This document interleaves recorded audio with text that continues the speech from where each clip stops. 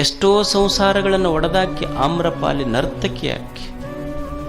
ಹುಡುಗರು ಆಕೆಯನ್ನು ನೋಡಿ ಹುಚ್ಚ ಹಿಡಿದು ಹೋಗ್ತಿದ್ರು, ಅಷ್ಟು ಸಂಪತ್ತು ಬಂದಿತ್ತು ಆಕೆ ಹತ್ರ. ಒಂದು ದಿವಸ ಬುದ್ಧನ ಹತ್ರ ಬರ್ತಾಳೆ.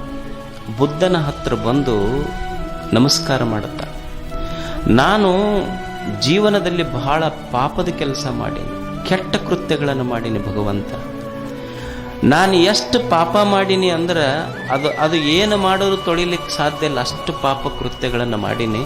ನಾನು ಪುಣ್ಯವಂತಳಾಗಬೇಕಂತ ನಿನ್ನ ಹತ್ರ ಬಂದೀನಿ, ನನಗೆ ದಾರಿ ತೋರಿಸು. ಬುದ್ಧ ಅಂತನ ನೀ ಏನೋ ಮಾಡೋದು ಬೇಡ, ಪ್ರವಚನ ನಡೆದಿರ್ತೈತಿಲ್ಲ, ಸುಮ್ಮ ಕೂಡಿಲ್ಲ. ಅವಾಗ ಆಮ್ರಪಾಲಿ ಅಂತಳ ನರ್ತಕಿ, ಅಲ್ಲ ಗುರುಗಳೇ, ಪಾಪಿ ನಾನು, ಏನಾದರೂ ದಾರಿ ತೋರಿಸ್ರಿ, ಪೂಜಾ ಪುನಸ್ಕಾರ ಹೇಳ್ರಿ ಅಂತ ನಾ ಬಂದೀನಿ. ನೀವಂತೀರಲ್ಲ ಸುಮ್ಮನ ಕುಂದ್ರಂತೀರಲ್ಲ, ಸುಮ್ಮನ ಕುಂತ್ರ ನಾ ಮಾಡಿದ ಪಾಪ ಬೆಟ್ಟದಷ್ಟಿದೆ. ಸುಮ್ಮನ ಕುಂತ್ರ ಹೆಂಗೆ ತಿಳಿಯಾದೀತದು ಪಾಪ. ಅವಾಗ ಬುದ್ಧ ಅಂತಾನೆ, ಏನೂ ಮಾಡೋದು ಬೇಡ, ಸುಮ್ಮ ಎಲ್ಲಿ ಗುರುಗಳೆರಡು ಮಾತು ಹೇಳಕ್ ಸುಮ್ಮ ಕೂಡಲಿ. ಆಮ್ರಪಾಲಿ ಅಂತೇಳಿ ಹೆಂಗ ಪಾಪ ಹೋಗ್ತೈತಿ, ಸುಮ್ಮನ ಕುಂತ್ರ ಹೋಗ್ತೈತೇನು?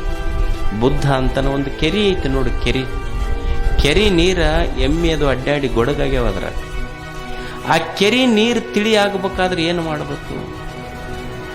ತಿಳಿ ಆಗಬೇಕಾದ್ರೆ ಏನು ಮಾಡ್ಬೇಕು?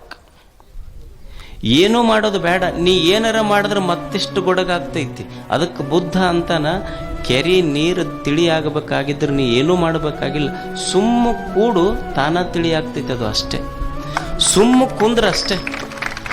ಸುಮ್ಮನ ಕುಂತ್ರ ಗೊಡಗ ನೀರು ತಿಳಿ ಆಗ್ತೈತಿ. ಗುರುವಿನ ಸಾನ್ನಿಧ್ಯದಲ್ಲಿ ಬಂದು ಸುಮ್ಮನ ಕುಂತ್ರ ಮನಸ್ಸು ತಿಳಿ ಆಗ್ತೈತಿ. ಇದು Download ShareChat.